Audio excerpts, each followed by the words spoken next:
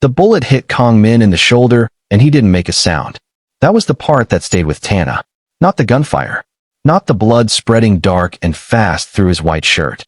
Not the screaming she heard herself doing from inside the tunnel as the panel closed between them. It was the silence. The way he stood there, bleeding, expression completely calm, and fired back like a man who had always known this day was coming. Like he'd rehearsed it. Like dying in his own apartment was something he'd made peace with long before she ever walked into his life.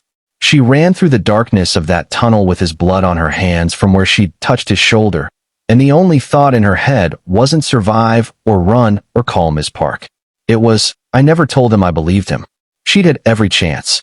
Every moment in that car, in that law office, in the darkness of their apartment with Junho's men moving through their home like shadows. She'd held back, kept the doubt between them like a shield. And now he might be dying. And the last thing she'd given him was her uncertainty. She burst out of the tunnel into the cold night air and started running. And somewhere behind her in a luxury apartment soaked in blood and gunsmoke, her husband was fighting for his life. Welcome to part 3. And I promise you, nothing in this story ends the way you think it will. The safe house smelled like industrial cleaner and cold coffee. Tana sat wrapped in a silver emergency blanket while a medic she'd never met stitched a gash on her palm she didn't remember getting. Ms. Park stood at a command center of laptops and phones, speaking rapid Korean into a headset, face giving nothing away. Tana watched the door. Where is he? She asked for the 4th time. Extraction team is en route, Ms. Park said without looking up. You said that 20 minutes ago. And it's still true. How many men were in our apartment? 3. All neutralized. Neutralized meaning they won't be a problem. Ms. Park finally looked at her. Kong Min took 1 bullet. Through and through, right shoulder. He walked to the extraction vehicle himself. He's going to be fine. The breath Tana had been holding for 40 minutes finally released. She bent forward, shoulders shaking, tears coming in waves she couldn't control. The medic, a quiet woman with capable hands, put a steadying hand on her back. Said nothing. Just let her cry. When it passed, Tana wiped her face with the emergency blanket. Straightened. I need to see him. He's being transported. He'll be here within the hour. And Junho. Ms. Park's expression shifted. Barely perceptible. But Tana caught it. What? Tana pressed. He's gone. His driver picked him up outside your building 20 minutes before his men went in. He was never inside. Which means he knew the operation would fail. How would he know that? Another pause. This one longer. Ms. Park. How would Junho know his own men were going to fail? Because someone warned him. The lawyer set down her headset. There's a leak. Someone in our operation told Junho to get clear before things went wrong. The room felt colder. Who? I'm working on that. That's not an answer. It's the only one I have right now. Ms. Park held her gaze. What I do know is that Junho has resources, connections, and no reason to stop. Tonight failed. He'll try again. Which means we have a very small window to move against him before he reorganizes. How small? 48 hours. Maybe less. Tana stared at her. And the evidence? The dead man's switch. Secured. But here's the problem. Ms. Park sat down across from her. The evidence destroys the Kong family business. Implicates Junho in money laundering, fraud, and conspiracy. But Yuna's death? Jiwoo's disappearance? Elisa's near murder? Those are harder to prove. Criminal investigations take time. Junho has lawyers who will delay proceedings for years. By the time anything sticks, he'll have moved every asset and disappeared. So the evidence isn't enough. The evidence ruins him financially and publicly. It doesn't put him in prison. Then what does? Ms. Park was quiet. Tell me, Tana said. A confession. Or a witness who can place him at the scene of a crime. Or she stopped. Or what? Or we handle it differently. The words sat between them, heavy with implication. Before Tana could respond, the safe house door opened. Kongmin walked in. Shoulder bandaged, arm in a sling, white shirt replaced by a clean black one that someone had cut the right sleeve off to accommodate the dressing. His face was pale under his olive skin. Dark circles under those intense eyes. A bruise forming on his jaw. But he walked in on his own 2 feet, and when his eyes found Tana across the room, he exhaled like a man who'd been holding his breath since she disappeared into that tunnel. She crossed the room in 3 steps and wrapped her arms around him, careful of his shoulder. He held her with his good arm, face buried in her hair, grip fierce. "I've got you," he said into her hair. "I've got you." "I'm sorry," she whispered. "I'm so sorry I doubted you.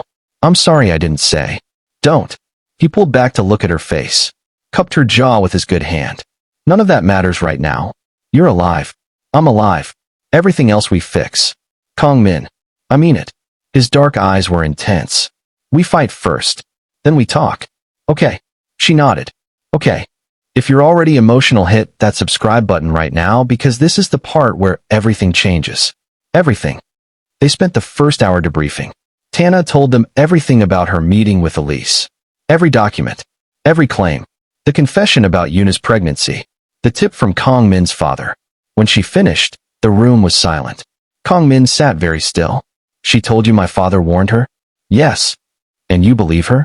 She had no reason to lie about that specific detail. She didn't need it to make her case against you. She volunteered it. He looked at Ms. Park. Something passed between them. "What?" Tana asked.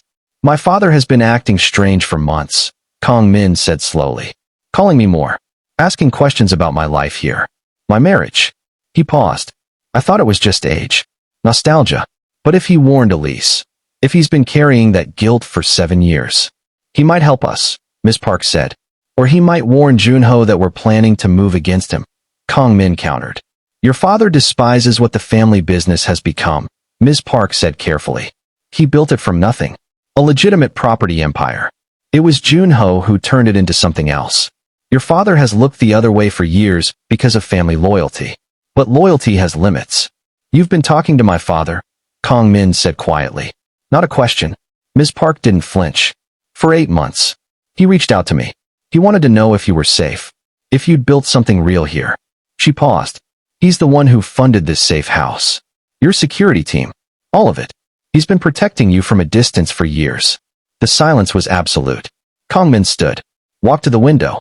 Stood there with his back to them. One hand against the glass. The other in the sling. Jaw working. Tana watched him process it. The father who'd sent him away.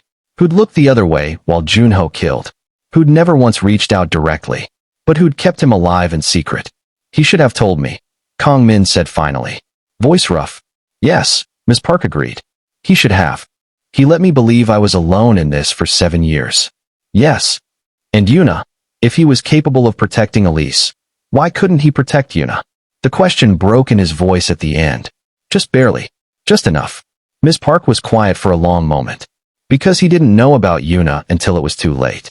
Junho moved fast. Faster than anyone expected. By the time your father understood what had happened, Yuna was already gone. Does he know Junho killed her? He suspects. He's never had proof. But he knows. Yes, he knows. Kong Min pressed his forehead against the glass. The city spread out below, indifferent and glittering. Tana went to him. Stood beside him at the window. Didn't touch him, didn't speak. Just stood close enough that he could feel she was there. After a long moment, he turned. Eyes dry but raw. "Call him.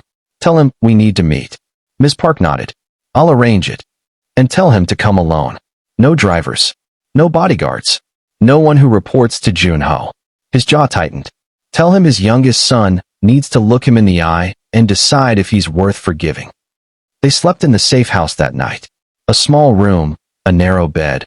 Both of them too exhausted to speak. Kong Min lay on his back, arm and sling across his chest.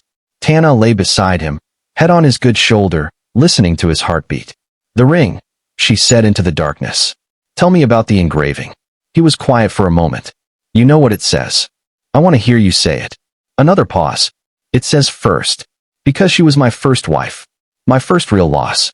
The first person I failed to protect." His voice was low. "Careful. When I proposed to you, I had the ring re-engraved. I didn't change Yuna's inscription. I added yours alongside it." Tana frowned. "I only saw one word. Because they're stacked. Tiny. You'd need a jeweler's loupe to see both. Hers says first. Yours says last." He turned his head to look at her in the dark. "Because you are the last. There will never be anyone after you. That's what I meant. That's what I was trying to say." Her throat tightened. "You should have explained that." "I know. I'm bad at explaining. I'm better at doing. You're going to have to get better at both." "I know that too." She pressed her face against his shoulder. "I believe you. Everything you told me. I believe you. His good arm tightened around her. I know. I saw it in your eyes when you climbed into the car. You'd already decided. Then why didn't you say something? Because I wanted to hear you say it first. She laughed despite everything. Wet and tired and slightly broken. You're impossible. Completely. He kissed her forehead. Get some sleep. Tomorrow we end this. The meeting with Kong Min's father happened at dawn. A private room above a Korean restaurant that had been closed for the night. The kind of place that existed for conversations that couldn't happen anywhere else. Senior Mr. Kong walked in alone. He was smaller than Tana expected. She'd built him into a giant in her imagination. The patriarch of a criminal empire. The man who'd sent his son away and stayed silent while people died. He was 71 years old and looked every year of it. Gray hair. Slight stoop. Expensive suit that hung slightly loose on a frame that had lost weight. Dark eyes that were undeniably his youngest son's. He stopped when he saw Kong Min. Just stopped. Like his body needed a moment to process that his son was actually there. Alive. In front of him. A Bog, Kong Min said quietly. Father. The old man's face did something complicated. Pain and relief and shame moving through it like weather. You look like your mother, he said finally. His English was careful. Accented. When she was angry with me. You have her jaw. I have a lot of questions, Kong Min said. I know. He sat down heavily. Looked at Tana. Extended his hand. You must be his wife. He chose well. You have brave eyes. Tana shook his hand. Said nothing. Tell me about Yuna, Kong Min said. No warm-up. No preamble. His father closed his eyes briefly. Your brother moved before I could stop him. I want you to know I tried. How hard? Not hard enough. I know that. I've known it for 7 years, and it lives inside me every day. He looked at his son. I confronted Junho afterward. He told me it was an accident. I knew it wasn't. I told him if he ever moved against family again, I would expose everything myself. And he believed you. He believed me enough to stay his hand. Until now. His jaw tightened. Coming after you and your wife. Sending men into your home. That is a line I will not allow him to cross. Why now? Tana asked quietly. Why are you drawing the line now, when you've been silent for so long? The old man looked at her. A long, considering look. Because silence has a cost that compounds with time. I paid for Yuna's death in silence. I paid for Elisa's terror in silence. I paid for my youngest son living in exile, alone, afraid, for 7 years. His voice cracked slightly. I will not pay for his wife's death too. I have nothing left to lose by fighting. You have Junho, Kong Min said. Junho has become something I don't recognize. He was not always this. When he was young, the old man stopped. Shook his head. It doesn't matter. Who he was doesn't excuse who he is. What are you willing to do? Ms. Park asked from her corner. The old man reached into his jacket. Pulled out a sealed envelope. Slid it across the table to Ms. Park. A full accounting, he said. Every transaction. Every crime. Every instruction Junho gave that I witnessed or authorized. With my signature. Notarized. Admissible in court. Ms. Park opened it. Scanned it. Her expression, always controlled, shifted almost imperceptibly. This is a confession, she said. Yes. This implicates you as well. Yes. Kong Min stared at his father. You'd go to prison. A man my age with my health, he waved a hand. My lawyers will negotiate. House arrest. Medical circumstances. I am not afraid of consequences. He met his son's eyes. I am afraid of dying without doing something right. One thing. Finally. The table was silent. Tana watched Kong Min look at his father. Watched the years of pain and abandonment and grief move across his face. Watched him searching for something. Forgiveness, maybe, or just understanding. You should have come to me, Kong Min said finally. After Yuna. You should have found me and told me the truth. I deserved that. Yes, you did. I spent 3 years believing I failed to protect her. That if I'd been stronger, braver, faster. It was not your fault. His father's voice was firm. It was never your fault. Junho's crimes are Junho's. I should have told you that the moment it happened. I chose silence and cowardice, and you paid the price. He leaned forward. I am telling you now. It was not your fault. Yuna's death was not your fault. And I am sorry. I am deeply, completely sorry. Kong Min's jaw worked. Once. Twice. He didn't speak for a long time. Then he nodded. Small. Tight. Not forgiveness exactly. That would take longer, take more than a single dawn meeting in a closed restaurant. but acknowledgement. A door cracking open. "What's Junho's next move?" he asked. His father straightened. "Back to business. He's calling a family emergency. All senior board members. Seoul. 3 days from now. He intends to formally remove you from the family holdings, strip you of your inheritance, your shares, your name, and declare you a threat to the family." Can he do that? With the board behind him, yes. Will the board be behind him? His father smiled. Cold. Calculating. Suddenly the patriarch of a business empire again. Not if I get there first. Not if I walk into that boardroom with documents that show what he's done with company assets. Not if I present his crimes to men who have their own families to protect. "You're going to betray him in the boardroom," Ms. Park said. "I'm going to give him the opportunity to answer for what he's done, in front of the people whose money he's been using to fund his crimes." The old man's eyes were hard. "And when the board votes to remove him from leadership, when he's stripped of authority and protection and allies, then your evidence goes to the authorities. And there's nothing left for him to hide behind. He'll run," Kong Min said. "The moment he sees what's happening, he'll run. Let him try." His father stood. "I've already frozen his personal accounts. His assets under the family umbrella are locked. By the time he realizes what's happening, he'll have nowhere to go." Kong Min stood too, faced his father. "If this goes wrong," he said quietly, "if Junho finds out before the board meeting, then I die," his father said simply. "And you use the documents to finish it without me." He put a hand on his son's good shoulder. Brief. Careful. The touch of a man who'd forgotten how to be a father and was trying to remember. "But it won't go wrong. I've been planning this for 8 months. I am old, and I am slow, and I am full of regret. But I am still a Kong.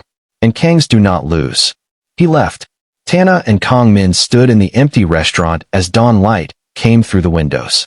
"Do you trust him?" she asked. "No." He looked at where his father had sat. "But I believe him. There's a difference." Comment fight if you're ready for war. And subscribe because what happens next will have you screaming at your screen. The next 36 hours moved like a current. Ms. Park coordinated from the safe house, running 3 separate operations simultaneously. The document release was staged and ready, tied to a timer that would send everything to journalists, prosecutors, and financial regulators in multiple countries the moment it was triggered. Elise, contacted through secure channels in Brussels, agreed to provide a written testimony detailing everything she'd witnessed during her time in Paris. It was more than enough to corroborate the financial crimes. Kong Min handled his own preparations. Working one-handed at a laptop, he systematically documented every transaction he'd personally witnessed. Not the ones Elise knew about. Not the ones in his father's confession. The ones that lived only in his own memory. Small things. Details. The kind of granular, specific information that made investigators sit up straight, because it could only come from someone who was actually there. Tana watched him work. Watched him dismantle his own family's legacy piece by piece with quiet, methodical precision. "Does it hurt?" she asked. "Doing this?" He didn't look up. "No. It feels like putting down something I've been carrying too long." She brought him coffee. Sat beside him. Sometimes she helped, cross-referencing dates, formatting documents, researching corporate structures. Her accounting background, the same one that had made her good at managing charity fundraisers, turned out to be genuinely useful in tracing financial fraud. "You're good at this," he said once, watching her map a transaction network on a whiteboard. "I'm good at following money. It's what I did before the hospital. Forensic accounting." She circled a shell company. "I used to work for a firm that investigated financial fraud for insurance companies." He stared at her. "You never told me that. You never asked what I did before volunteering." "I assumed. You assumed I was a sweet woman who volunteered at hospitals." She smiled thinly. "I am a sweet woman who volunteers at hospitals. I'm also someone who can dismantle a shell company network in 3 hours." She looked at him. "You married more than you bargained for." His expression shifted. Something warm and fierce moving through those dark eyes. "I married exactly what I needed. I just didn't know it yet. Stop being romantic while we're building a criminal case. I can be romantic and ruthless simultaneously. It's a gift." She almost laughed. Almost. Then Ms. Park walked in with her phone extended, face tight. "We have a problem." The problem was Marvis. Tana stared at Ms. Park's phone. A text message from a secure tip line that the lawyer used for anonymous information. Sent 3 hours ago. The woman in the institution. Kang Junho's lawyers visited her yesterday. They offered to have all charges dropped, records expunged, complete rehabilitation of her public image. In exchange for one thing. Her testimony that Kang Min was abusive, controlling, and dangerous. She has 48 hours to decide. Tana felt the floor shift. Junho found Marvis. And he's going to weaponize her, Miss Park said. If she agrees, he floods the media with her testimony before the board meeting. It discredits Kang Min publicly. Makes any accusation against Junho look like a coordinated smear campaign from an unstable man and his wife. She won't do it, Tana said. Not as confidently as she wanted to. She's been in a psychiatric facility for months, Miss Park said carefully. Isolated. Humiliated. Her reputation destroyed. A man comes to her with an offer to restore everything. You can't assume. I know Marvis. Tana's voice was firm. I know who she is under all the obsession and the breakdown. She's not evil. She's sick. And I need to talk to her. That's not possible. Make it possible. Tana looked at Kang Min. You said it yourself. She was never the real villain. She was a sick woman who got caught in something bigger than she understood. I'm not letting Junho turn her into a weapon. Kang Min studied her. If she agrees to his offer. She won't.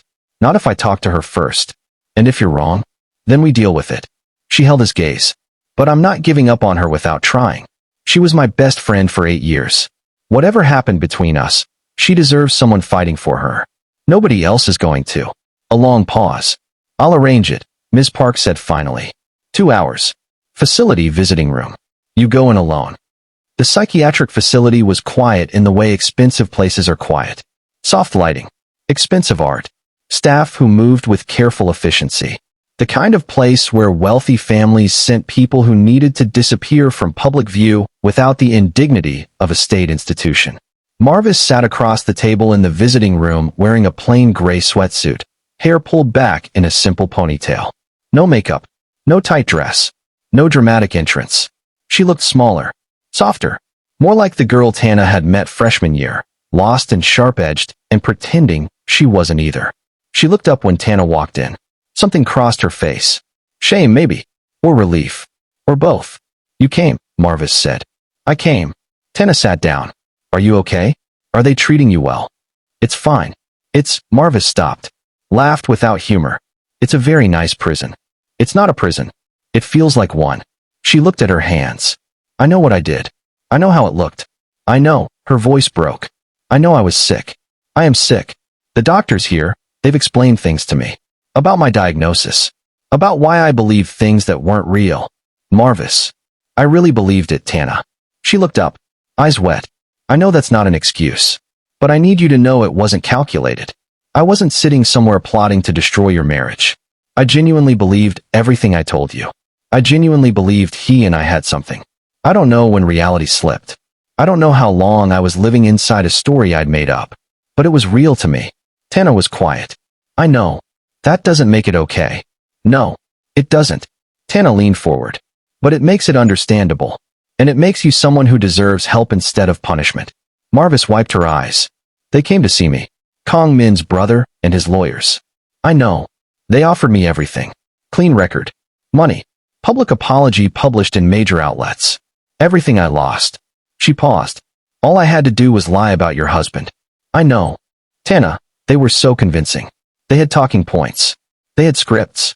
They had a whole narrative ready for me to step into. Her voice was tired. And for about 6 hours last night, I genuinely considered it. Tana's stomach tightened. But I've spent 3 months in therapy learning to tell the difference between what I actually know and what I've decided to believe. Marvis's jaw set. And I actually know that Kang Min never touched me. Never spoke to me privately. Never gave me any reason to believe what I believed. Whatever was wrong in my head, it wasn't because of him. I manufactured it. All of it. Will you help us? Tana asked quietly. Not to attack Junho. Not to fight anyone. Just tell the truth. What actually happened? That you were never actually in a relationship with Kang Min. That the man who came to you yesterday offered you money to lie. Marvis stared at her. That would make me a witness against the Kang family. Yes. That's dangerous. Yes. Why would I do that? After everything I did to you. Tana reached across the table. Covered Marvis's hand with hers. Because the same man who's offering you money to lie about my husband had women killed for knowing too much. And if you take his deal, you become someone who knows too much. Marvis went still. He won't protect you, Tana continued. The moment you're useful to him, you're fine. The moment you're a liability, the moment your testimony gets challenged or someone convinces you to change your story, you become a loose end. And Junho doesn't leave loose ends. The silence stretched. I don't have anyone, Marvis said quietly. My family is ashamed. My friends stopped calling. I have nothing to go back to. You have me. The words came out before Tana fully decided to say them. But she meant them. I'm not saying everything is fine. I'm not saying what happened doesn't need real work between us. But you were my best friend for 8 years, and you were sick and nobody helped you, and I'm not walking away from that. Marvis started crying. Properly. Not the dramatic theatrical crying Tana had witnessed before. Small, quiet, overwhelmed tears. I'm so sorry, she whispered. For everything. I'm so deeply sorry. I know. Tana squeezed her hand. I know you are. They sat there together in the quiet visiting room while Marvis cried herself out. And when it was over, Marvis wiped her face and looked up. What do you need me to do? Like this video right now if Marvis coming through gave you chills. Because the final battle is about to begin. The board meeting happened in Seoul. They flew in on private charter. Tana, Kong Min, Ms. Park, and 2 security operatives who never stopped scanning exits. Kong Min's shoulder was healing but still bandaged under his suit jacket, the slight stiffness in his right arm the only evidence of a bullet wound 3 days old. Senior Mr. Kong met them at the airport. Father and son stood facing each other on the tarmac for a moment. Then the old man nodded once. Kong Min nodded back. Not forgiveness, but alliance. For now it was enough. The Kong family headquarters occupied 40 floors of a glass tower in the heart of Seoul's business district. The boardroom was on the 38th floor. Panoramic views of the city. Long mahogany table. 12 board members who'd been running a legitimate business while a criminal empire ran beneath it. They arrived before Junho. Senior Mr. Kong called the meeting. The board members filed in. Confused. Cautious. Several of them looked alarmed when they saw Kong Min. Then Junho arrived. He was 44 years old. Taller than Kong Min, broader. Same sharp Korean features, but harder, colder, carved from a different stone. His eyes found his younger brother immediately, and something moved through them. Not surprise. He'd known they were coming. But not everything they were bringing. An ambush, he said pleasantly, taking his seat at the opposite end of the table from his father. How theatrical. A reckoning, Senior Mr. Kong said. Long overdue. Father, whatever stories my brother has been telling you. Sit down, Junho. The old man's voice was iron. And be quiet. You'll have your chance to speak. After. Junho sat. Slowly. Eyes never leaving his brother. Kong Min looked back. Calm. Steady. The same terrifying stillness that Tana had once mistaken for coldness and now understood was something else entirely. Controlled strength. The kind forged in years of surviving. Ms. Park opened her briefcase. The next 90 minutes were the most methodical destruction Tana had ever witnessed. Document by document. Transaction by transaction. Bank record by bank record. The evidence of Junho's crimes was laid on that mahogany table like cards in a hand that could not be beaten. The board members read. Ask questions. Read more. Their faces moved through disbelief to anger to something colder and more calculated. These were businessmen. They'd built their careers protecting assets and managing risk. What they were reading wasn't just criminal. It was a threat to everything they'd built. Junho tried. He pushed back on document provenance. Questioned witness credibility. Suggested the entire presentation was a coordinated attack by a disgruntled family member and his foreign wife. Then Senior Mr. Kong slid his own confession across the table. I authorized certain transactions under duress, the old man said. I will be answering for that. But I authorized them because my son threatened consequences I believed he was capable of carrying out, including violence against members of this family. The room went very quiet. Including, the old man continued, the death of my daughter-in-law, Kong Yuna, who was 24 years old and pregnant when she died. One of the board members pushed back from the table. Then Junho did something Tana didn't expect. He laughed. Is this the performance? He asked. The tragic dead wife? The pregnancy no one can prove? The brake lines nobody actually inspected properly. He looked at his brother. You've built an entire narrative around grief and guilt, And you want these men to believe it over 30 years of business success. The brakes were tampered, Kong Min said quietly. Prove it. The investigating officer's notes were written by a man who was paid to be skeptical and then paid more to close the case. There's no physical evidence. There's no body with forensic findings.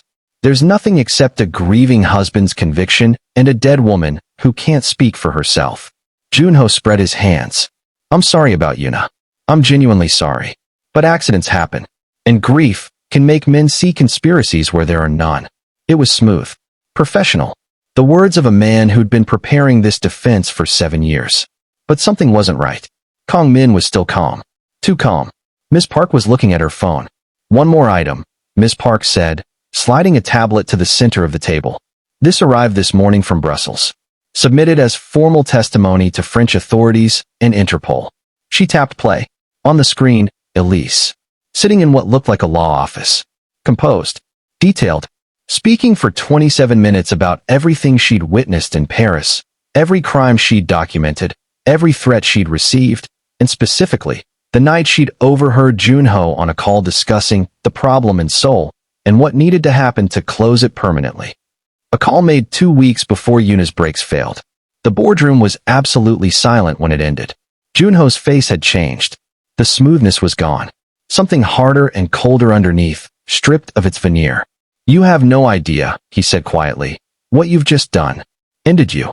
Kong Min said simply. Junho stood. I will burn everything. The business. The family name. Every asset. Every relationship. I will. You'll do nothing. Senior Mr. Kang's voice cracked through the room like a whip. Because in approximately 4 minutes, Korean federal financial investigators and Interpol will enter this building with warrants. Warrants we secured this morning. Before this meeting began, Junho went very still. It's over, his father said. Everything you built on the back of our family's name. Everything you took. Everything you destroyed. It's over. For one long, suspended moment, nobody moved. Then Junho reached inside his jacket. It happened fast. Faster than anyone anticipated. Because they'd expected surrender, or flight, or legal maneuvering. Not this. Board members dove under the table. Ms. Park moved left. The 2 security operatives moved right. Kong Min stepped in front of Tana. The gun came up. Junho looked at his brother across 30 feet of mahogany table. Expression empty. If I go down, you go down with me. Every document you signed.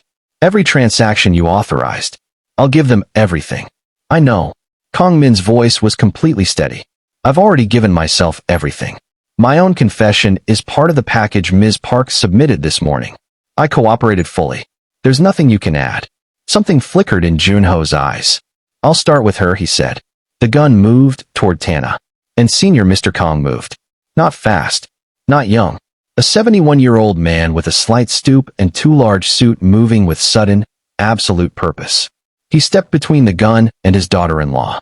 Put it down, Junho, he said quietly. Don't make it worse. Get out of the way, father. No. His voice was tired. No more. I've stepped aside for 30 years. I've been quiet for 30 years. I watched you become something your mother would weep over, and I said nothing. I said nothing when Yuna died. I said nothing when you sent men after your own brother. His voice hardened. I am done saying nothing. Junho's gun hand shook. She's innocent, the old man said. Whatever you believe about your brother, whatever you think justifies any of this, she is completely innocent. And I will not watch another innocent woman die because of this family. The doors burst open. Investigators in tactical gear flooded the room, weapons drawn, shouting in Korean. Junho looked at the gun in his hand, at his father standing between him and everything he'd wanted to destroy. He looked at Kong Min, and then he ran. Through the emergency exit behind him, the door crashing open. Footsteps pounding on the stairwell. 3 investigators in pursuit immediately. Kong Min went after them. Min. Tana moved, but Ms. Park caught her arm. Let security handle. That's my husband. She pulled free. She followed. The stairwell was chaos. Shouting in Korean echoing off concrete. She took the stairs 2 at a time, losing track of floors, following sound. She burst through a rooftop access door into cold Seoul air and blinding morning sunlight. The rooftop was large. Communications equipment. A helipad with a helicopter that was spinning up, rotors beginning to turn. Junho had planned for this. He was 20 feet from the helicopter when Kong Min caught him. She didn't see exactly how it happened. Kong Min moved fast despite his shoulder, covering ground with purpose. He caught his brother's arm. Junho spun, threw a punch that Kong Min ducked. They grappled.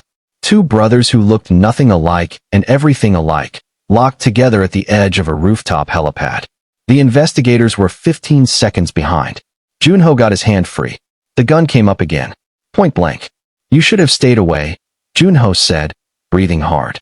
You should have taken your wife and disappeared. I would have let you live. I know, Kong Min said. That's why I didn't. Junho pulled the trigger. The gun clicked on an empty chamber. Someone, Ms. Park's operative, it turned out later, had unloaded it in the boardroom during the confusion. Junho stared at the useless weapon in his hand. Kong Min hit him once. Clean. Precise. The kind of punch that comes from cold intention rather than hot anger. Junho went down. The investigators arrived. Handcuffs.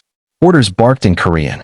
The helicopter pilot surrendered immediately, and Kong Min stood over his fallen brother, chest heaving, shoulder wound bleeding through his bandage, looking down at the man who had taken so much from him. Tana reached him, put her hand in his. He squeezed. It's over, for not running, for coming to Seoul, for Marvis. He searched her face.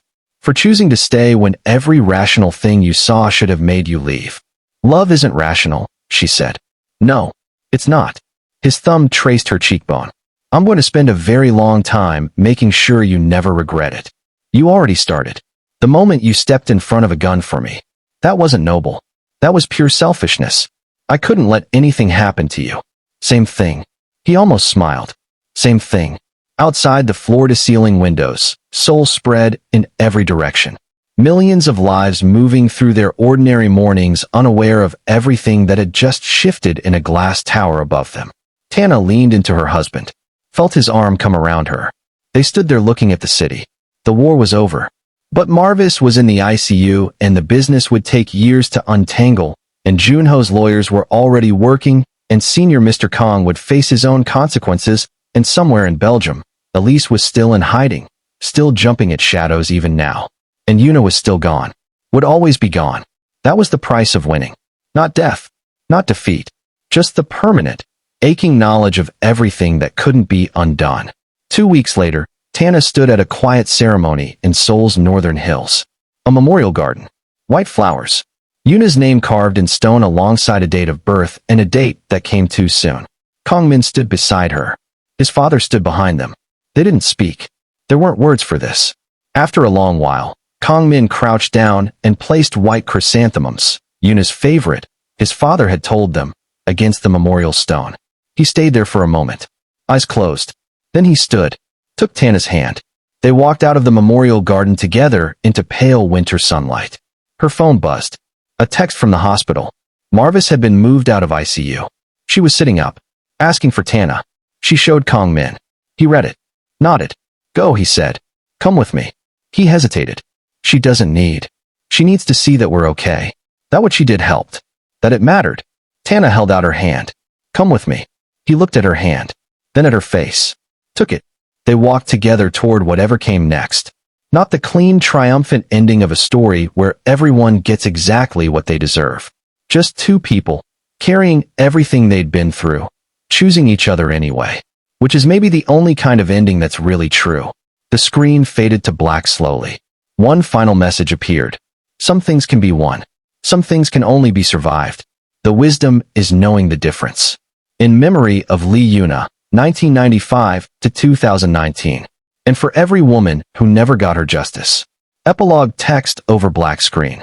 Kong Junho was convicted on 47 counts of financial fraud, money laundering, and conspiracy. He received a 23-year sentence. He is currently in Sia Demon Prison, Seoul. Senior Mr. Kong cooperated fully with authorities.